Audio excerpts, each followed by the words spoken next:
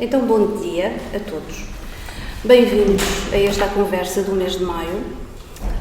Como tema desta conversa escolhemos, devido a termos festejado o Dia das Mães neste mês, o ser mãe. Antes de iniciarmos qualquer questão, qualquer debate, qualquer conversa sobre o assunto de sermos mães, eu vou deixar a palavra ali à Tânia, que tem um pequeno texto de... Carmen Cardeiro. Força. Ser mãe é um dom sagrado e muitas vezes uma mulher é mãe sem nunca ter parido. Faz-se mãe quando ouve, cura, cuida, olha no olho e penetra em uma alma. Faz-se mãe quando exerce o cuidado com o que lhe cerca. Faz-se mãe com o seu toque de afeto. Faz-se mãe quando costura com amor elos rompidos.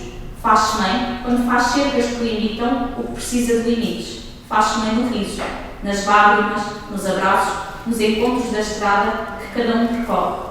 Hoje temos connosco 4 mães: Ana Lourenço Monteiro, Ana Raquel Carracha, Feliciana Pereira e Renata Ferraz. E abordaremos com elas os desafios da maternidade. Por isso, como primeira pergunta lançada para o debate: ser mãe é algo inato ou é algo que se vai aprendendo, Ana? Ser mãe é algo que é uma construção de cada um de nós. Eu, por acaso, como também uma das coisas que faço é escrever, há pouco tempo, até por causa do Dia da Mãe, claro, também escrevi que ser mãe é uma construção e que às vezes somos mães e ainda nem sequer damos conta que o somos, em pequenos atos que têm a ver com o cuidar. Por isso, sim, é algo que pode nascer connosco em termos de alguma vocação para esse papel, mas é algo que é uma construção de todos nós, porque somos mães, às vezes, de um primeiro filho ou de um segundo, e a experiência, como em muitas na vida, não são sempre iguais. Então, acho que é precisamente isso, é algo que pode nascer connosco em termos de vocação, mas que vamos construindo ao longo da vida. Até porque às vezes se costuma fazer testes para fisicamente se perceber se estamos aptos para ser mãe, mas eu acho que às vezes podia também haver outro tipo de testes, digamos, ou com aspas, que é se mentalmente ou na nossa essência se nos sentimos aptos para sermos mães. Esses testes, justamente, nós não os fazemos logo a nós próprios também. Isto, eu quero dizer com isto que todas nós temos uma história, e daí o estarmos também aqui todas reunidas, e começando por si, a sua história iniciou-se enquanto mãe, bem antes de ser mãe. Sim, é isso mesmo. Ou seja, no meu caso, eu comecei, se formos a concretizar em termos de filhos, não é? Fui mãe, fui quase que convidada a ser mãe pela própria criança, digamos. Porque a relação que tenho com o meu marido de hoje nasceu do facto de ter conhecido uma criança, conheci o filho antes de conhecer o pai, que foi engraçado. E nesse sentido acabou por ser uma construção. Voltei ao mesmo do que disse no início. Ou seja, eu conheci o meu João quando eu tinha os meus 18 para fazer 19 anos. Claro que a relação foi aprofundada com o pai, obviamente, porque conheci o pai através do tio. Ficou tudo em família. E nesse sentido, sempre considerei que, tendo o João, obviamente, uma mãe biológica, eu não estaria a fazer o papel de mãe. Estaria a ter o meu lugar de Ana na vida dele. Seria mais uma pessoa a participar da vida dele. O que acontece é que a vida foi evoluindo de maneira a que ele próprio identificasse em mim, pelo facto de também estar com o pai dele, identificasse em mim características de mãe, que não, como é que eu posso explicar, não invalidava que eu tivesse a mãe biológica, mas que encontrava no apoio com o pai, uma pessoa que lá estava também para cuidar dele. E então houve sempre, embora sempre lhe dizendo que podia chamar o que quisesse, desde a Ana, a mãe Ana, que era algo que ele gostava, ou de prima, ou de tia, ou o que fosse, o que interessava era que estava lá para ele e com ele. E então foi algo que nasceu muito cedo e por isso, talvez de acordo com essa experiência de idade, eu diga sempre que é uma construção, porque dei conta que estava a ter 2 tipos de relacionamento num só, mas que têm que ser diferentes. Porque não, no meu caso em concreto, ele sempre até me abordou, mas porquê é que não assinas aquele papel para seres minha mãe? E eu disse, porque eu não estou numa situação de te tirar um papel que é de outra pessoa, ou que essa pessoa é que deve ter contigo. Eu estou numa situação de ter um papel que devo ter ao que a vida ou escolher para que eu tenha na tua vida. E por isso eu não preciso de assinar um papel. Será que é o papel que te vai dar mais amor do que aquele que eu te dou, mesmo sem ter um papel assinado? E assim foi.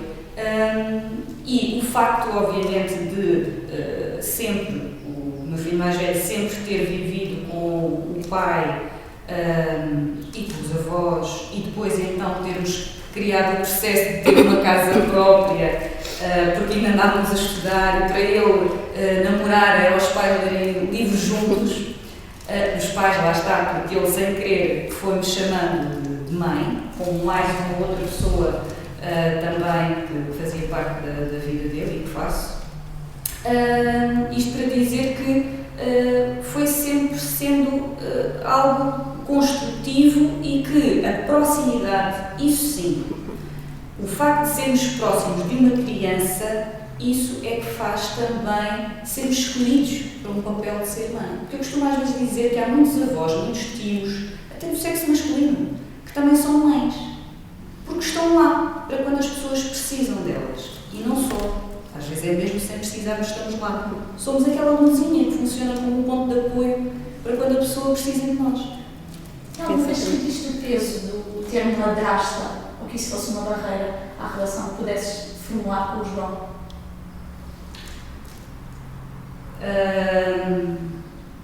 Não senti peso porque ele não o deixava eu próprio, como sempre foi ouvindo a construção da Branca de Neve, da madrasta, e que era uma pessoa má, e etc.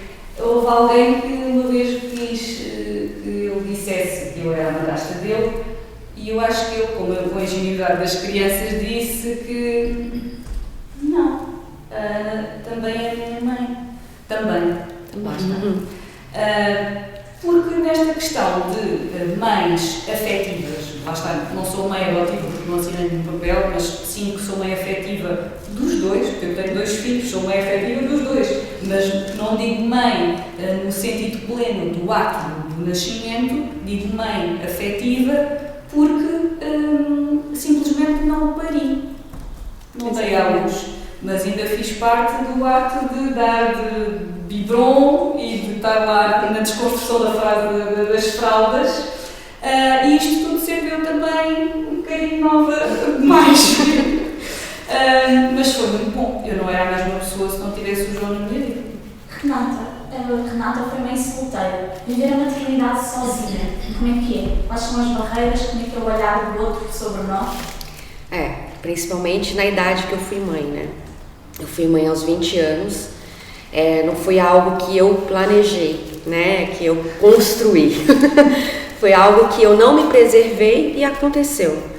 E foi bem difícil, porque, vamos dizer, há 23 anos atrás, no Brasil, eu era de uma cidade do interior e todo mundo se conhece, todo mundo sabe da vida de todo mundo. E eu era sempre apontada, né? Ó, tá grávida. Olha lá, ó, tá grávida, sabe? Então, passar por essas barreiras não foi fácil. Mas, assim, eu tive o apoio da minha família, né? Dos meus pais, das minhas avós. E eu acho que isso me ajudou muito. Mas a decisão de ter um filho sozinha é bem pesado. Principalmente para uma adolescente, né? Eu tava passando da adolescência para a fase adulta e eu tive que amadurecer à força. Não tive escolha. E como é que é no depois, quando o bebê chega, a construção com o bebê, uma mãe sozinha? Normalmente o bebê chega nos braços dos pais, Sim, digamos sim. assim, e quando chega nos braços só da mãe, como é que a mãe se sente? Foi um choque, porque eu nunca tinha pegado uma criança assim, tão pequena, nunca tinha trocado uma criança, dado banho, e eu falei, e agora? Agora é comigo, né? E assim, é instinto, é dom, eu acho que Deus prepara todas as coisas e foi o que aconteceu comigo. O primeiro impacto foi um choque, eu falei, agora eu tenho que dar banho, agora eu tenho que alimentar, agora eu tenho que fazer por ela. E a gente aprende, eu não sei como explicar como, mas a gente aprende. Lógico, a minha mãe me ajudou um pouco, as minhas avós me ajudaram também, mas eu acho que é instinto mesmo, existe essa coisa de instinto materno, daquela coisa animal mesmo, sabe? Que dizem que no reino selvagem tem isso. No humano também tem. Nós também. Tem também. Também. Desculpe. A partir do momento que você começa a cuidar e ver que o neném te responde, que o bebê te responde, aí pronto, dá tudo certo. Era aí que eu ia chegar. Com o sexo oposto, torna-se. É dificultada por já trazer uma criança? Ou a escolha já tem que ser muito mais ponderada quando trazemos alguém para a nossa vida, porque temos mais outra pessoa connosco? Essa parte também é bem delicada, porque depois eu tive outros relacionamentos, né? E não era muito bem aceito, né? Por parte da pessoa, porque não era só eu. A Renata tem um pacote, né? Vai bem junto. O meu pacotinho sempre estava comigo. E assim, eu sempre deixava bem claro. Eu nunca escondi, nem tinha como, né? Vamos sair, vamos fazer tal. Falei, então eu não posso porque eu tenho uma filha. Aí já era aquela coisa, se quer, se não quer já vai embora, já afasta e tá ótimo. Mas essa fase de escolher uma pessoa para estar junto, eu passei por algumas situações que não foram muito boas, mas aí também foi livramento, eu creio que não era para ser. E hoje eu tô com meu esposo. E ele primeiro conquistou a minha filha para depois me conquistar. Ele foi muito esperto. Eu caso ia chegar aí nesse ponto. Quando já se tem um filho, será que é mais fácil conquistar-se primeiro justamente o filho? Ali naquele caso, também houve uma conquista primeiro do filho, digamos assim, mesmo se foi o filho que escolheu quase a mãe, não é? Pronto. Mas é mais fácil, torna-se mais fácil conquistar primeiro. Ajuda muito. Ajuda, porque a gente sempre vai ficar com o pé atrás com a pessoa. A gente vai pensar, poxa, como vai ser o comportamento dele com ela, em primeiro lugar? Comigo eu já sei. Com a pessoa, o carinho, a atenção, o respeito, mas e com ela? Porque eu tenho uma menina. E como é que vai ser o carinho, o respeito, o relacionamento com ela? E a princípio foi assim, algo muito natural. E ele conquistou primeiro ela, levou ela primeiro para comer fora, para jantar, para comer. Então assim, ela foi conquistada e ela tem uma paixão por ele de pai, que ela dos outros, eu tive poucos outros relacionamentos antes do meu marido, mas assim, ela nunca chamou ninguém de pai. E hoje é o papai dela. Então assim, ela tem 23 anos, já é uma mulher e é o pai dela. É a figura paterna que ela tem. Sim. Ok. Aqui, em relação ainda aqui assim, à fase de se ser mãe por empréstimo, eu não gosto muito desta palavra, mas pronto, e pegando no papel, naquilo que a Ana referiu há pouco, portanto que não assinou nenhum papel. No fundo, para se ser mãe de uma criança, não é necessário assinar-se qualquer papel, não é? Não. Pronto, temos aqui a resposta. E, efetivamente, a Feliciana está numa situação também em que é mãe, sem papel assinado também, não é? Pronto. Quer dizer, tem um papel assinado em tribunal, uma tutela. Portanto, não é, como nós falávamos no outro dia, não é o ato de... falta-me a palavra agora. Não é de adoção. Não é uma adoção. Exatamente. É uma tutela. Portanto, é assinado um papel onde se toma uma responsabilidade sobre aquela criança, que eu tenho duas neste caso. Hoje em dia já são mulheres as duas. E não são as duas da mesma família, são famílias diferentes. Mas, por obra do acaso, Agora já são. Agora são. já há muitos anos. E se estou aqui, posso. É por vontade delas, que elas é que me pediram para eu fazer. Não, ok. Então, e se nos contasse um bocadinho a história? A minha história é tão grande. Eu posso dizer que ser mãe é um instinto que nasce connosco, porque, como sabem, tenho duas filhas que sob tutela, que supostamente as mães não renegaram-nas, neste caso. Portanto, eu acho que ser mãe já nasce connosco, é um instinto. Eu até sou a irmã mais velha de 12 irmãos, onde em criança já deixei de estudar para ajudar a minha mãe a criá-los. E fui mãe a primeira vez tinha 16 anos. Minha filha mais velha já tem 38 anos. Pois, porque a Feliciana também é mãe biológica. Tenho 3 filhas. Uma família grande. Enorme. Aqui, a Feliciana É um amor. é a família maior. Pronto, eu vou falar primeiro da Rafaela, que é a menina mais velha, que foi a primeira com quem eu fiquei, que é a mais velha. A mãe da Rafaela, os pais da Rafaela, neste caso, eram meus vizinhos. E meus amigos, neste caso, nós dávamos-nos todos bem, não é? Eram meus vizinhos mesmo, porta com porta. E, entretanto, a Fátima, que é a mãe da Rafaela, quando precisava de ir às compras ou de ir trabalhar, qualquer coisa, pedia-me para ficar com os filhos, um pouco, os mais velhos. E pronto, eu já costumava ficar com os filhos dela, de vez em quando. Até que, pronto, ela depois engravidou e não sei se eu contar tudo. Pronto, a mãe da Rafaela bebia muito. Já tinha um historial de vida já um pouco complicado. O pai dela tinha que ir a Cuba. Uma vida complicada. Pronto, uma vida complicada. Isto é complicado para mim, contar estas coisas. E, entretanto, ela foi ter a Rafaela e eu trabalhava nessa altura no Cascais Shopping, já, no cinema, e trabalhava de manhã.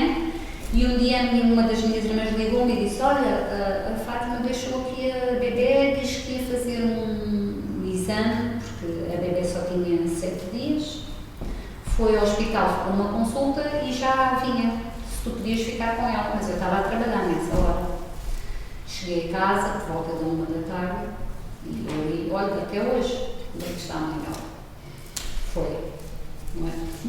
Um processo para ser tutora é um processo mais simples do que o processo de adoção, ou tal como o processo de adoção também é extremamente burocrático? Demora muito tempo a legalizarem as coisas, a fazer seja o que for. Até que foi a própria mãe que em tribunal me deu a filha.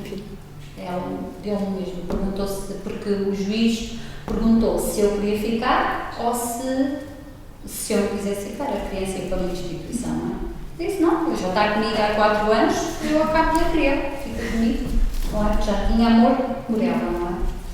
E assim foi, até hoje. Tem 29 anos já. Aí surgiu a segunda criança, depois a vontade A de segunda. Isto é porque eu vinha a explicar a Raquel, isto é uma coisa, os pais, não sei, acho que tentam copiar, tentam me ver ali como um porto de abrigo. Espera aí, esta vai cuidar bem dos nossos filhos, porque eu já até tive quase a ficar com umas gêmeas também, uma brasileira, neste caso, que tive que entregar numa instituição, porque realmente eu, como mãe solteira e viver só do meu ordenado, não tenho condições para ter mais crianças, não é? Não pude ficar com essas. Mas até hoje temos uma ligação muito. A Ana Beatriz foi. A minha mãe trabalhava no Cascais Shopping e via um senhor andar sempre. E eu, por acaso, já tinha visto aquele senhor passar por mim com uma menina às cavalitas, pequenina, com seus. Ainda não tinha os seus 2 anos, sempre a cara toda suja de chocolate. Então, a minha mãe um dia liga-me e disse: ai, filha, nem queres saber.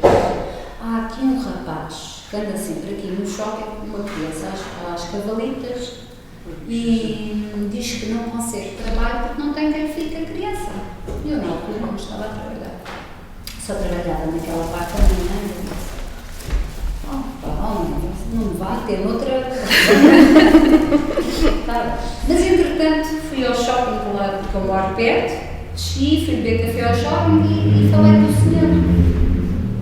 E ele disse: ai, porque eu não tenho como trabalhar e porque tenho esta menina pequenina e porque uma grande história, porque ela tem outras irmãs que ela não conhece. E não sei como é que é de fazer. E eu disse: está bem, olha, eu fico com a menina, arranja lá trabalho que eu fico com ela. Isto ainda durou por aí 2 anos. Ele arranjou um trabalho nas obras e ia lá e ia buscá-la. Mas a menina, quando ele chegava, gritava muito, não queria ir com ele. Na altura eu vivia com o pai das minhas filhas, mais novas.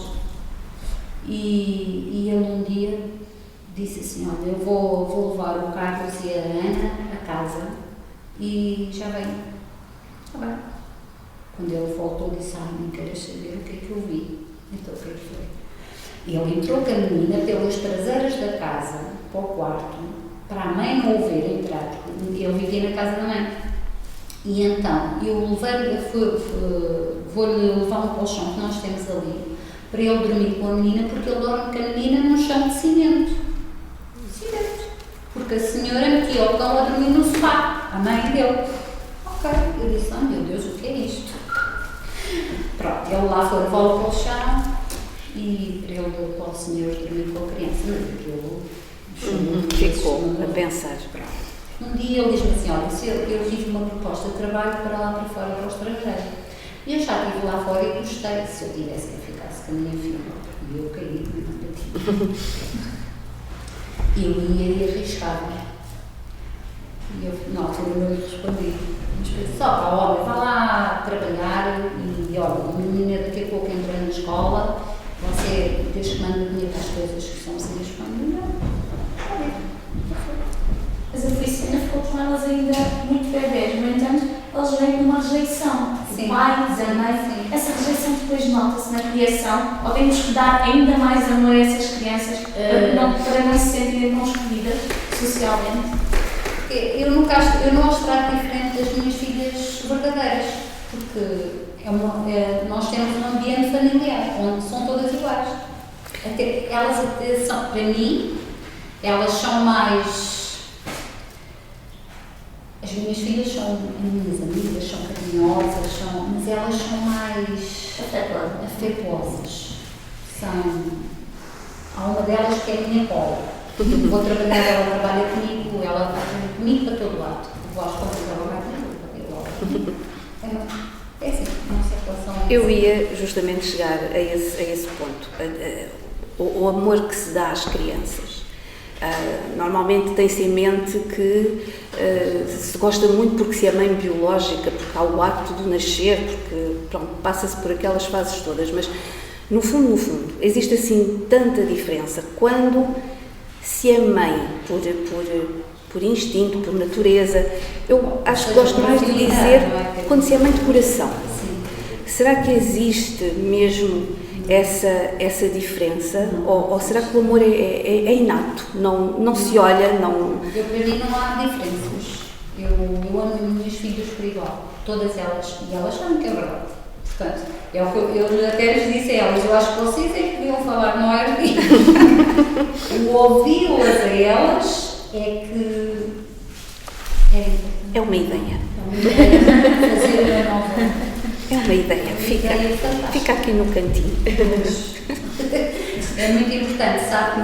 Até porque são miúdas que, por muito amor que a gente dê, por muito. Eu não sou rica, nunca nos deixei faltar o essencial, que é a educação, a comida, vestir, calçar, andarem na escola, aquilo que elas necessitaram, não é? Mas mesmo que fosse rica, não me dava mais. porque aquilo que eu lhe dou, o mais importante é o amor e é os ensinamentos também. Exatamente. Os valores, ensinar-lhe os valores, transmitir os meus valores, ensinar-lhes o que é a vida, porque até hoje é uma luta diária. E que no fundo é aquilo que a criança procura. A criança não procura outra coisa senão atenção, não é? O sentir-se especial, sentir-se amada, sentir que pertence àquele núcleo.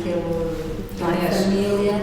Eu até posso dizer que, eu ainda há pouco disse, que não seria a mesma pessoa que sou hoje.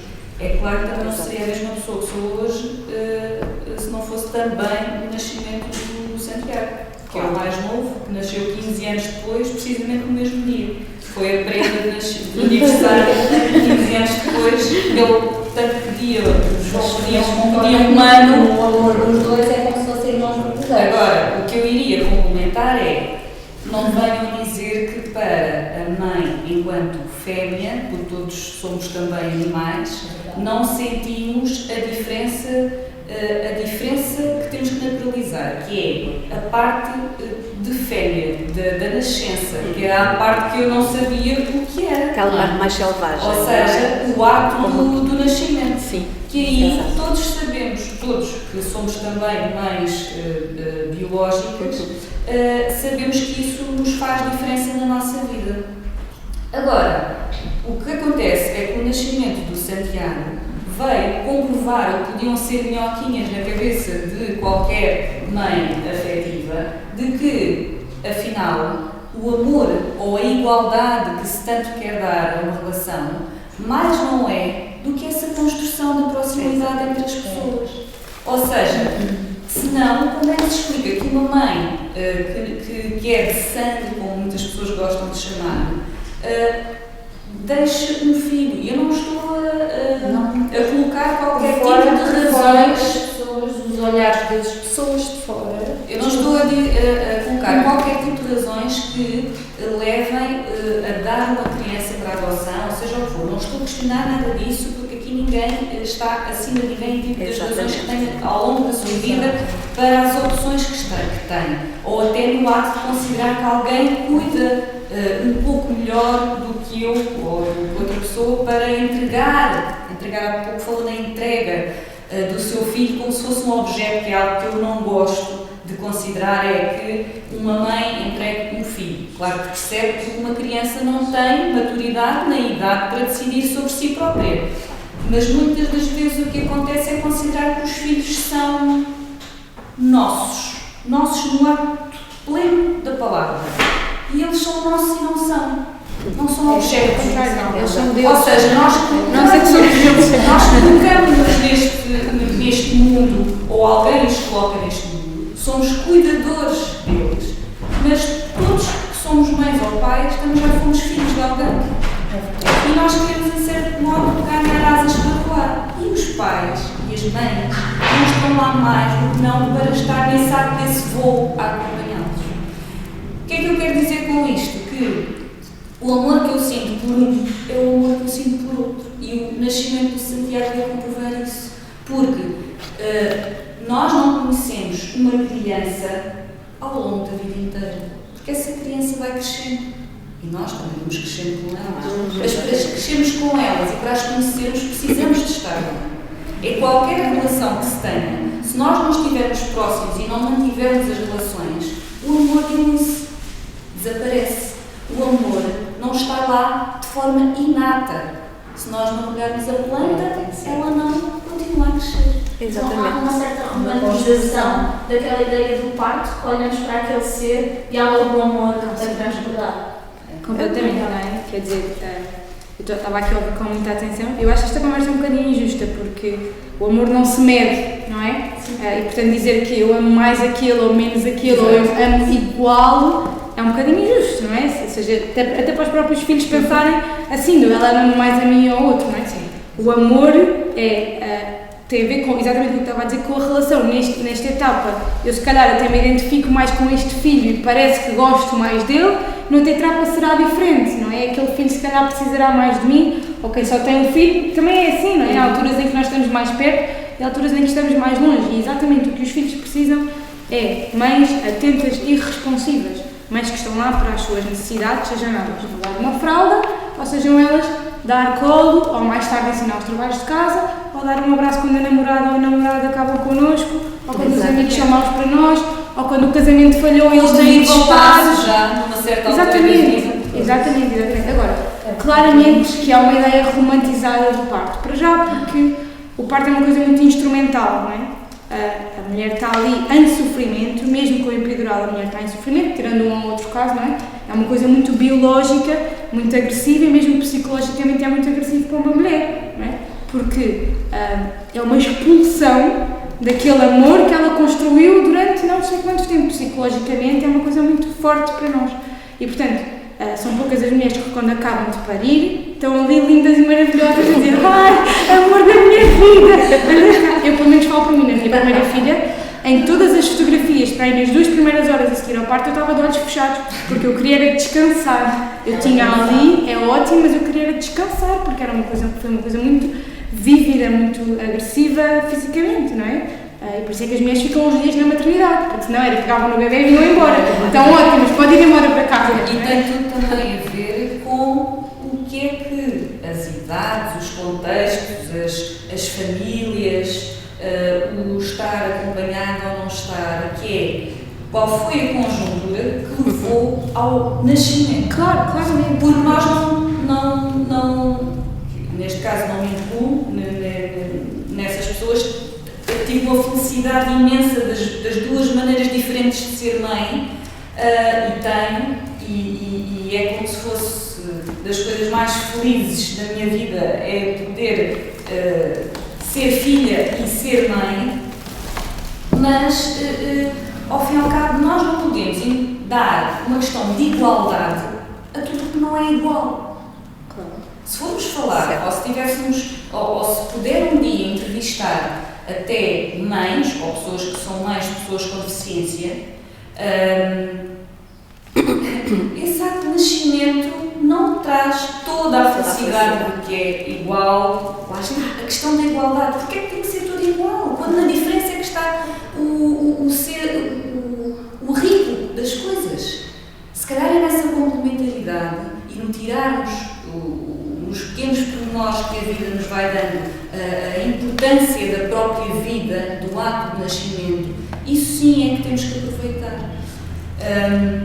E nessas diferenças e nas formas diferentes de ser mãe.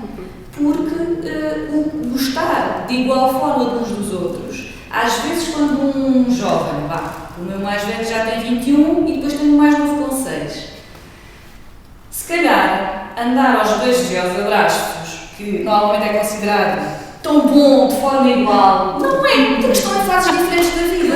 Então eu agora vou andar aos beijos e aos abraços de maneira igual, e não quer dizer que gosto menos de um do que gosto do outro.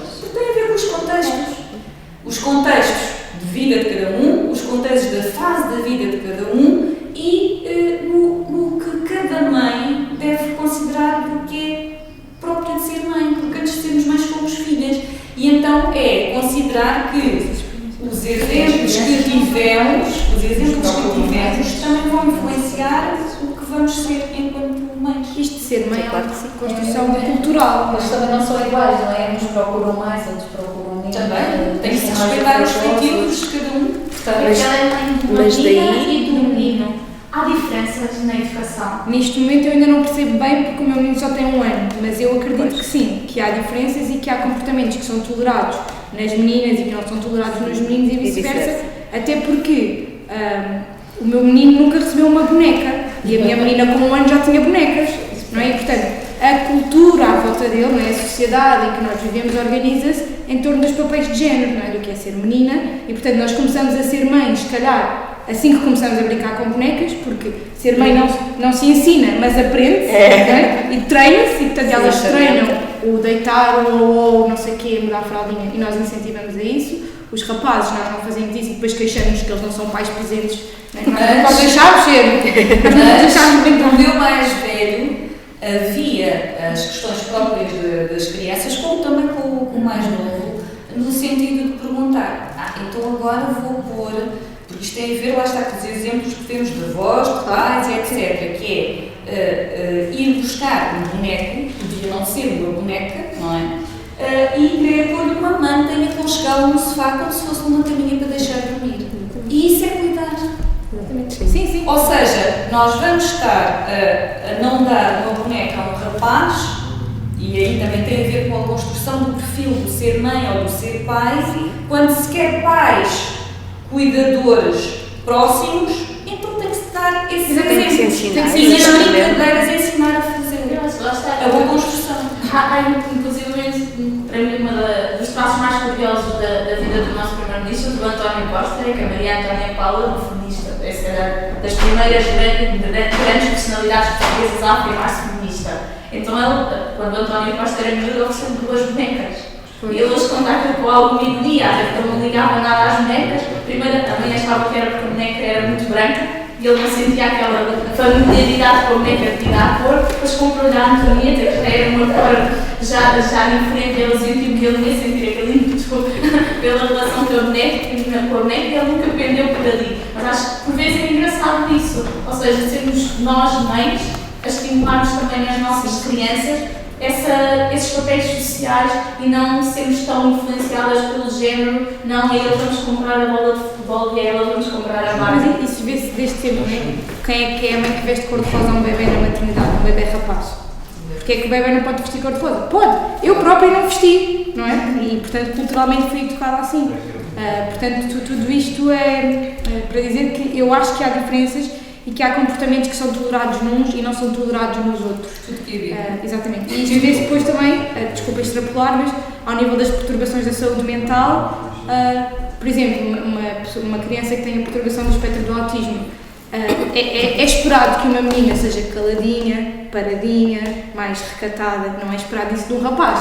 E portanto é muito mais fácil de identificar um autismo num rapaz do que numa rapariga, exatamente por causa disso, porque nós estamos à espera que elas sejam mais sossegadinhas e mais no canto dela, o que está errado, não é? Está completamente errado. Hoje em dia já não é bem assim. Sim, hoje em dia já não é bem assim, mas ainda assim nós estamos à espera. Eu estou à espera que o meu filho um dia parta a cabeça. Já que ele é bom. E depois porque é uma coisa normal e ter cicatrizes num rapaz é normal, E não na menina. partilha. E Na não menina não deixamos, não é? Como assim? A minha filha vai ter uma cicatriz no meio da testa? Nem pensar! E para um desporto de combate, nem pensar! Não é? Quer dizer, é esta construção cultural. E depois isto, e um bocadinho à tua pergunta, Tânia, vai também para a hora do parto. Nós também somos ensinadas nessa romantização do parto, não é? Que ele vai nascer e nós vamos ficar muito felizes e logo ali. Não, e é muito difícil porque ele a seguir ao parto vai mamar, se nós quisermos, não é? Ele que tem por isso e amamentar não é assim tão fácil. Eu acho que, não é? As crianças não pegam logo, nós não estamos assim tão disponíveis às vezes para elas, depois surgem discussões para os partos, muitas vezes influenciadas por estas questões culturais do eu devia estar apaixonada por este ser que eu não conheço, não é? Por esta coisa que saiu de mim, não é? E portanto depois tem muitas implicações na construção do tipo de mãe que nós somos, este tipo de relação precoce influenciado também por estes papéis que nós achamos que devíamos ter e não temos. E como mães, não existe uma grande competição entre si com as outras mães. Porque o meu filho tem a mesma idade que o teu e o meu já fala, o meu já diz pai, mãe, já consegue formular algumas frases, já anda. Ou seja, parece que as mulheres andam sempre em extrema competição para ver qual delas conseguiu formar um ser mais eloquente ou um ser mais evoluído. Sim, é mais claro, mesmo involuntariamente, não é? Mesmo com os nossos amigos, que à partida nós não estamos em competição no sentido de agressividade, não é? Há sempre aquela coisa, ele já anda, o outro não anda, mas porquê é que não anda?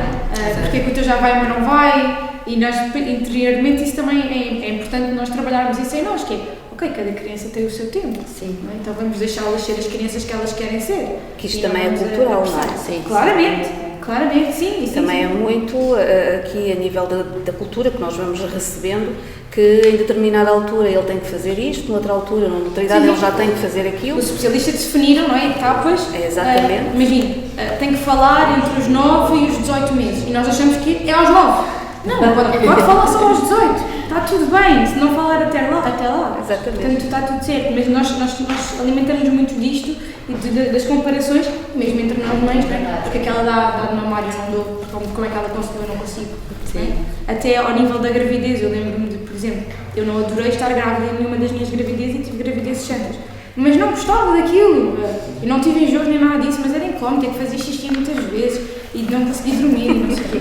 Eu lembro-me de uma vez estar a conversar com uma mãe, e ela era mãe de primeira viagem e eu já não era, já era a minha segunda gravidez. E ela disse-me, oh Raquel, obrigada por estás a dizer isso, porque eu já fui pesquisar ao Google mães que não gostam de estar grávidas, porque eu nunca encontrei ninguém que não gostasse de estar grávida. E disse, olha, eu não gosto de estar grávida e há mais pessoas à minha volta que não gostam. Não é? Exatamente por causa disso, nós começamos logo desde cedo nesta coisa, estar grávida é maravilhoso, não é? Quer dizer, há pessoas que adoram, há as que não adoram e está tudo bem mesmo. Mas é a parte romântica da coisa, né? Sim, mas não é? É maravilhoso. O que é maravilhoso? Seu corpo vai mudar, Tudo. você vai engordar, você vai A ficar roupa deixa de enorme, servir, você não consegue né? dormir, você come feito uma louca, Exatamente. sempre tá com fome. Qual é a parte boa de estar grávida? Isso não é ainda mais ter na adolescência. Renata, uma vez que foi mãe muito nova, numa fase que ainda estamos com o nosso corpo a formar-se e a crescer, para ser mais bonita que a nossa amiga. Sempre fui mais magrinha para sair, qualquer roupa servia. A partir do momento que você começa a engordar, nada me serve. Como é que eu vou sair de casa? E como é que eu vou sair com essa barriga? Porque não cabe nos lugares, né? Você quer sair, não cabe. Era muito difícil, muito difícil. E depois que você tem um filho, então, que aí você começa a amamentar. Eu fui mãe muito jovem, então eu emagreci muito rápido. E eu falava assim, bom, e agora? Agora eu não posso sair porque eu tenho a criança, e agora? Como é que eu faço? Amamentar foi horrível. O ato de amamentar em si, você ter a criança nos braços e sentir aquilo é muito bom. Mas até ela pegar o seio e estourar todo o seu seio, porque isso ninguém conta, pra gente. Eu tinha que passar pomada cicatrizante para ela conseguir pegar, porque não é lindo do jeito que pintam, que sonham, não é. Eu não se iludam, né? Mas assim, tudo é válido. Eu faria tudo de novo, não estou dizendo que não. Mas é uma fase muito diferente, porque é algo muito novo que ninguém te explica. Não tem livro, não tem no Google, não tem lugar nenhum. E aliás, uma das coisas que é importante é precisamente às vezes não termos pessoas que digam vai lá dar uma dica a ver como é que é. É nessas alturas precisamente que eu faço e digo assim, não, a própria pessoa vai ter por ela, se necessitar, posso dar algum conselho, mas a experiência é de cada um. Porque isso é que vai construir aquela mãe. Exatamente. Ou o pai que valeu para mim, não vale para você.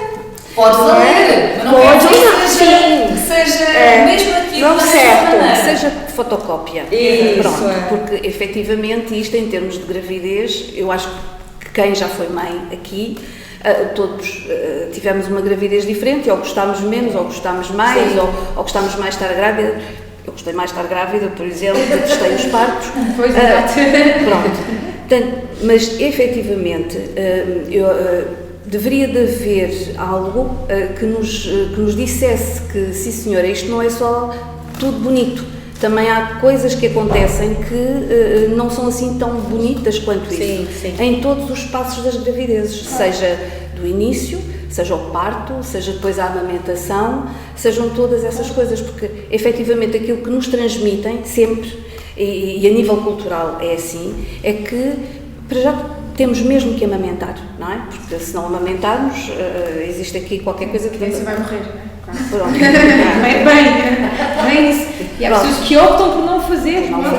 E é válido. E é válido, claro que é. Obviamente que nós sabemos que biologicamente o leite materno é o melhor, não é? E as fórmulas do mercado não se aproximam ainda à fórmula do leite materno, até porque o leite materno é uma coisa dinâmica e viva e que serve para aquela criança, não é? Se aquela criança está doente, o leite materno...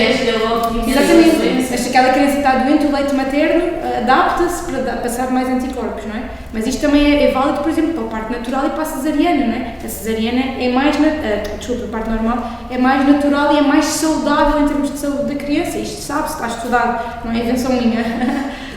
E há pessoas que optam por cesariana e está tudo bem, não acontece nada, não é?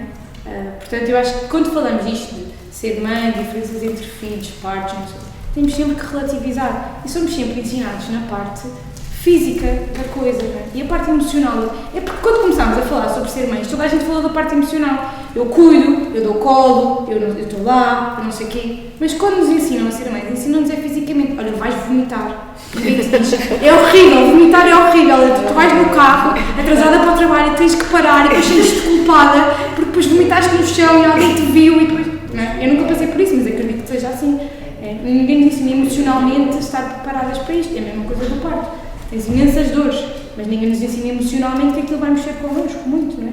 E depois estar ou não estar o nosso companheiro faz diferença emocionalmente para nós.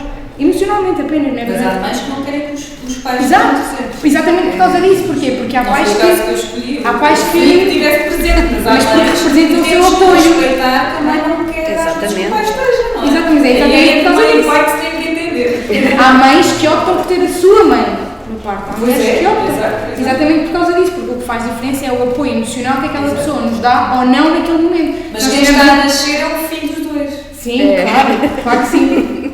Mas naquele momento eu acho que se calhar o mais importante é a mulher. É importante que o Na filho- parte física, claro que naquele momento. Mas a mulher é o centro da questão. Porque se a mulher não fizer força, não tiver o comportamento esperado, O filho não nasce. está tudo comprometido, não é? Portanto, se os miúdos nasceram, não está a pai nenhum. Exatamente. Só a mãe. Exatamente. E como mãe, como é que vocês lidam com o peso da culpa? Normalmente as mães, o filho cai, a mãe pensa que a culpa é dela. O filho teve más notas, é porque eu não fiz um acompanhamento correto dos trabalhos de casa. Como é que se lida com isso? Eu acho que passamos a vida a questionar-nos se o que fazemos está bem ou está mal. Enquanto pessoas, seres humanos também. E enquanto mãe, tem a ver com a responsabilidade de considerarmos que aquela criança é nossa, lá está, não é nosso, mas é nossa. Mas é a nossa E então descendência. projetamos que também estamos, aquela pessoa que está ali, aquela criança, também sou eu. E eu tenho responsabilidade sobre aquela criança e sinto um bocado que os resultados que ela tem também são meus. Exatamente. E então, por isso, levamos a situação com mais intensidade, pronto. Daí, se calhar, questionarmos se o que estamos a fazer, até o ato de proteger, às vezes pode ser considerado. Será que eu protegi demasiado? E por causa disso é que ele pode ter uma atitude mais infantil? Será que devia ter lançado um bocadinho mais ao fogo, entre aspas, para ele aprender um bocadinho mais de cabeça? Às vezes é isso. E às vezes até com a experiência de filhos mais velhos aprendemos também, lá está, mães de segunda, porquê? Porque já a primeira rodada, não é? Eu sinto-me que, como o primeiro filho o tive aos 2 anos, não nasceu com 0 anos, ou não nasceu antes com 0 anos, para mim o meu mais velho nasceu com 2, pronto. Significa que a rodagem estava dos 2 para a frente. Exatamente. Tive que aprender, fui mãe de primeira, sem ser completamente mãe de primeira à 1.5. segunda. Foi meio 1.5. Estamos sempre a aprender. Esta questão de ser mãe de primeira e mãe de segunda, será que há mesmo essa questão de ser mãe de primeira e mãe de segunda? Porque isto é assim, é verdade que, como nós estávamos a falar há bocadinho, não nos ensinam que quando nós estamos grávidas não é tudo maravilhoso, há coisas que se passam e que não são absolutamente nada maravilhosas. Não é também um bocadinho uma mistificação o facto de nós pensarmos que eu sou mãe de primeira, o segundo eu já sei. Eu para mim digo mesmo que, dadas as circunstâncias, não consegui dizer que à segunda era mãe de segunda. Também fui mãe de primeira à segunda. Porquê? Porque eu não tinha a experiência de estar grávida, nem do nascimento, nem daquela primeira fase inicial, não é? Ou seja, aprendi com a primeira e aprendi com a segunda, também fui um bocado primeira, na parte biológica. Sim, pronto. E a Feliciana e a Raquel, vocês, tu tens aquela parte de ser mãe à primeira e à segunda, biológica, pronto. E aqui também, não é? Tanto de ser mãe à primeira e à segunda. E à terceira. E à terceira, e à quarta, pronto. Mas existe mesmo isso? Ou no fundo, nós estamos constantemente também a aprender a ser mãe? Quer seja a primeira, ou a segunda, ou a terceira? A primeira e vai seguindo. As crianças depois também não são. As crianças não são iguais, não é? Mas eu acho que a experiência nos ajuda e que faz alguma diferença entre ser mãe de primeira e de segunda. Dou o meu exemplo. Na minha primeira gravidez e no meu primeiro parto, eu achei que ia chegar lá e ia ser maravilhoso e que ia correr tudo bem, porque eu tinha ouvido histórias más, mas que aquilo era com os outros e, portanto, a mim não me ia custar nada. E foi horrível e eu dizia que nunca mais ia ter filhos. que nunca mais queria passar por aquela experiência. E quando nasceu o Santiago, meu segundo filho, também é Santiago, eu já sabia o que ia. E portanto eu lembro-me das enfermeiras me dizerem: mas você não quer levar a epidural? Eu digo: eu quero, mas eu sei que isto ainda vai doer mais. E portanto eu estou à espera que doa mais para eu levar a epidural no momento em que eu acho que é certo. Portanto eu acho que a experiência ajuda. E depois ajuda, principalmente a descomplicar um bocado, não é? Que era o que falávamos há bocado, que era, na minha primeira filha eu andava sempre com fraldas e xuxas e biberons e não sei quem atrás e não usava nada. E agora, quer dizer, agora vamos e se tiveres ranho eu hei de limpar algo tempo, não é? Que seja a parte dentro da... Exato! Portanto, alguém nos há de precisar de levar a xuxa, vou a um café, não preciso ter 3 xuxas dentro da mala esterilizadas por causa disso. Portanto, eu acho que ajuda a descomplicar a parte instrumental da coisa. Agora, em termos de personalidade, que foi o que já defendemos aqui, claro que cada filho é um filho e que também nós somos mães em alturas diferentes das nossas vidas, não é? Por exemplo, aqui a Renata, se tivesse agora um filho, quer dizer, é uma pessoa completamente diferente, a pessoa que foi aos 16.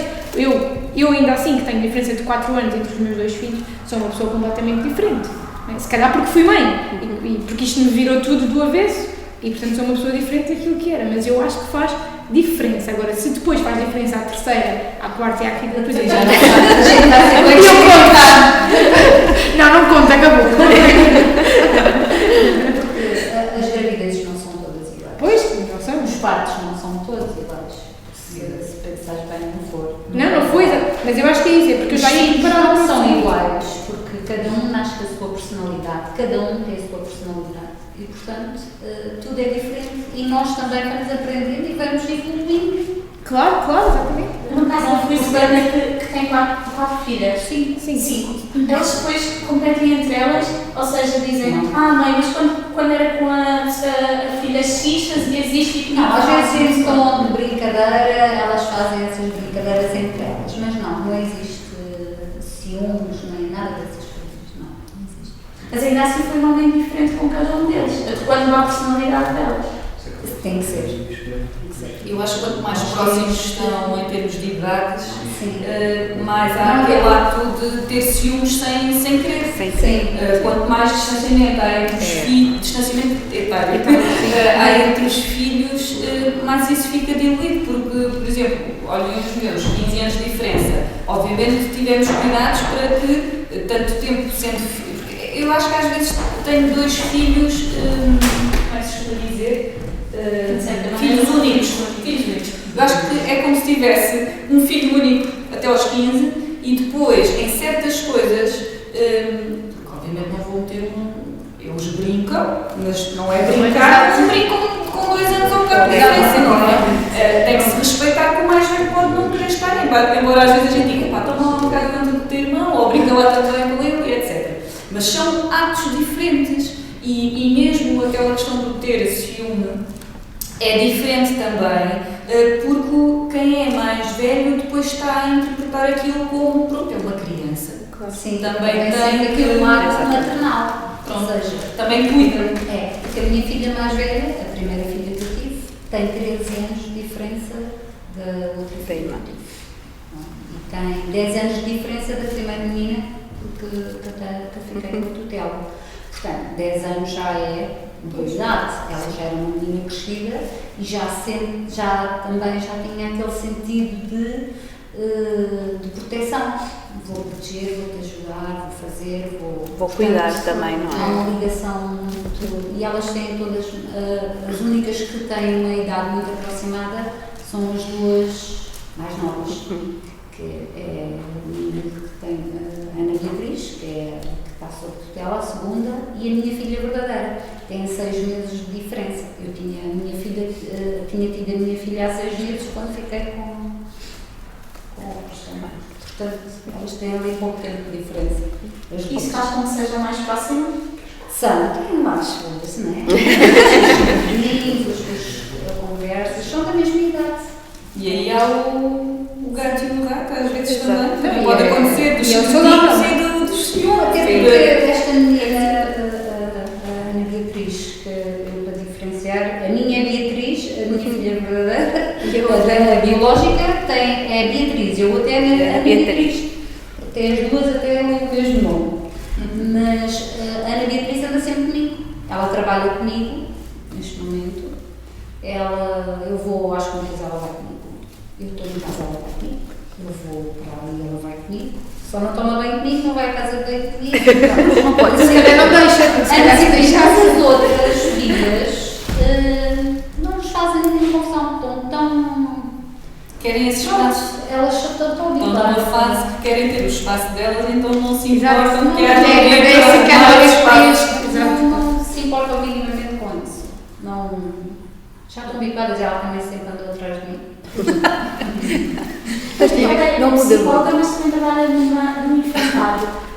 Quando olha para as crianças, percebe-se muito quando existe um acompanhamento eficiente da parte dos pais. Percebe-se, claramente, percebe-se no comportamento das crianças e na expressão da sua personalidade, não é? Como nós dissemos há bocado, a mãe perfeita é a mãe atenta e responsiva, e nós percebemos que quando não há uma mãe assim, seja por que motivo for, ou porque trabalha muito, e às vezes nem é por uma questão de querer, não é por uma coisa consciente, compreende-se no comportamento daquela criança, na forma como se relaciona com os adultos, na forma como se relaciona com os seus pares, compreende-se que se falta ali alguma coisa, sim, claramente. Aliás, nós estamos todos dentro de um sistema, não é? E se alguma coisa no nosso sistema muda, nós próprios mudamos e adaptamos-nos à situação. Isso também acontece connosco, não é? Nós neste momento, imagina, eu neste momento sou casada, se eu de repente deixar de ser casada, a minha maneira de ser e a forma como me vou relacionar com o mundo vai se transformar. E isso sente-se muito nas crianças, até porque as crianças não têm ainda o cérebro desenvolvido o suficiente para que consigam manipular a sua forma de ser, as suas emoções, o seu comportamento, para corresponder àquilo que eu espero delas, porque elas são o mais original que elas conseguem ser. E eu estou a falar neste momento de crianças da primeira idade, dos 0 aos 3, mais ou menos. Não é? Um bebê, se não está bem, se alguma coisa se passa em casa, isso vai-se notar claramente no comportamento dele. Sim. E qual é a consequência disso no adulto? Depende do tipo de adulto. Não, transforma adulto. Quando a criança se transforma num adulto, qual é o peso daquelas cicatrizes de não ter tido um acompanhamento materno ou paterno? É assim, toda a nossa experiência desde o útero materno influencia a nossa personalidade. A nossa personalidade é construída e, por exemplo, isto só se começou a perceber no século XIX, com o início da psicanálise, o papel da mãe na construção da nossa personalidade, e o Freud explicou isto muito bem, está muito relatado na literatura, é fácil de perceber. Todas as nossas experiências vão marcar aquilo que nós somos, porque a nossa personalidade é não só aquilo com que nós nascemos, mas também os traços que nós desenvolvemos depois ao longo da vida, não é? E vamos imaginar, eu por acaso sou uma pessoa, dá para perceber, extrovertida e que gosto de conversar e gosto de contar piadas, mas se calhar se eu tivesse tido uma relação, uma mãe, um pai, ou neste momento um companheiro, que me reprimisse, que me dissesse, não tens graça nenhuma, para lá com isso, não queremos saber do que estás a dizer. Eu não seria, se calhar eu até teria este tipo de personalidade, mas seria reprimida a mim própria. Não é? E a mesma coisa acontece numa criança. Se eu choro porque preciso de comer, ou uma coisa que agora é muito comum, que é eu choro no berço e a minha mãe entende que eu tenho que chorar para dormir porque eu tenho que aprender, eu não vou aprender a dormir, não é? Eu vou aprender que eu não posso chorar porque ninguém me atende. Portanto, e depois em adulto eu não vou pedir ajuda um dia mais tarde. Um dia eu estou numa redação de uma revista muito boa, que é a revista Vitae, e preciso de muita ajuda e não vou pedir, porque eu aprendi enquanto criança que ninguém me respondia quando eu pedia ajuda. Desde bebê, né? Desde o berço, às vezes desde a maternidade. Tu faz-lhe bem chorar, precisa de abrir os pulmões. Dizem as mães. E por acaso também, e juntando a área da psicologia à área da comunicação, considero que o ato de chorar também é comunicar. Claro. E quando se comunica é para ter feedback, ou seja, é para ter uma resposta. E então não sou uma mãe que aceite muito facilmente que a criança fica ali a chorar a eterno e que há de aprender, até porque fisiologicamente a criança não há de aprender. Claramente. E então tem alguma dificuldade, porque às vezes interpreta-se, se calhar é mais antiquada. Eu, será que sim? Será que não? Não sei. A experiência diz-me que se eu atender aquela necessidade, e muitas vezes não é um ato de estar a dramatizar, ou seja, não é, claramente não é assim. É simplificar e cuidar que sim, vai haver uma resolução da situação, uma compreensão da criança e uma melhoria da situação em si. Quais é que são as necessidades dos nossos bebês? Comer, dormir e ser pegados ao colo, contacto, não é? Portanto, se um bebê chora, não tem fome, tem a fralda limpa, se calhar é porque precisa de colo, se calhar é porque precisa do contacto pele a pele. Não é? O amamentar às vezes até é isso, é o contacto pele a pele, estar ali encostadinho. Não é? E, portanto, com o biberon se consegue também ter essa proximidade, porque ainda há pouco se falava da questão de dar de mamar. Não deu de mamar, não tem uma relação tão próxima com a mãe. Balelas, porque eu dei de mamar, mas o meu marido também deu de mamar, embora não tanto, porque o Santiago não estava de biberons. Pois é, quase na família não gostam de biberons. Então, ou seja, aquele contacto, aquela proximidade, se estivermos a dar biberon, também se consegue manter. Tem tudo a ver com o estar próximo. Sim. Se estivermos próximos, mantemos a relação. Não há esse desvincular das pessoas entre si. Ou seja, eu quase que arriscaria aqui a dizer que todos nós, pais, mães, somos pais e mães ao mesmo tempo. Quer dizer, eu se calhar aqui estou-me a explicar um bocadinho mal, porque obviamente somos pais e mães ao mesmo tempo, mas é quase ali uma relação que quase não tem lógica haver uma distinção entre os dois. Pelo menos daquilo que eu estou aqui a ouvir, porque eu gostei muito dessa parte de eu dei de mamar, mas o meu marido também deu de mamar. E efetivamente, por vezes, enquanto mães, desmotiva-se muito o papel do pai, põe-se muito de parte o papel do pai. Portanto, essencialmente, no fundo, uma criança, quando chega a este mundo, aquilo que quer de um pai e de uma mãe é uma presença, é uma atenção, é um e sim, eu estou aqui, o que é que se passa? O que é que tu queres? Diz-me, no fundo é isto, independentemente de sermos mães solteiras, mães tradicionais, obrigada, gostei mais dessa, mães de tutela, ou mães, e eu agora vou utilizar uma palavra que eu não gosto nada, mas mães madrastas. Boadrastas, que agora se Boadrastas. É melhor, gosto mais dessa. No fundo aqui a criança não pede muito, pede que nós estejamos presentes e estejamos ali com elas e que a acompanhemos em todos os passos que elas vieram aprender a dar neste mundo, certo? Sim. Agora, o que está a dizer é claramente correto. O pai é muito importante. Obviamente que há circunstâncias da vida em que isso não é possível e as pessoas separam-se, mas o papel do pai é também muito importante na vida de uma criança, até na construção daquilo que ela é, dos papéis que ela aprende, não é?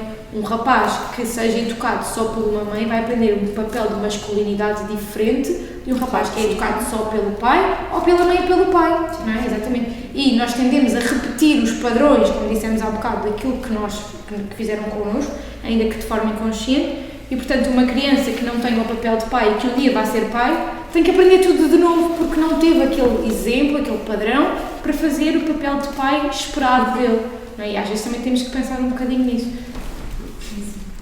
Exatamente. Bem, estamos a chegar ao fim desta conversa, que eu gostei muito. Muito obrigada a todas por estarem. Eu vou só acabar aqui com umas palavras da Manuela Rocha, que da mãe diz o seguinte: contigo brindo apenas à vida, agradeço-te, sendo também apenas e somente mãe.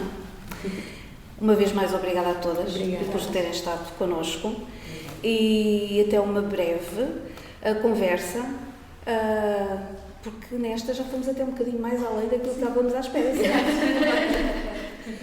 Muito obrigada. Obrigada.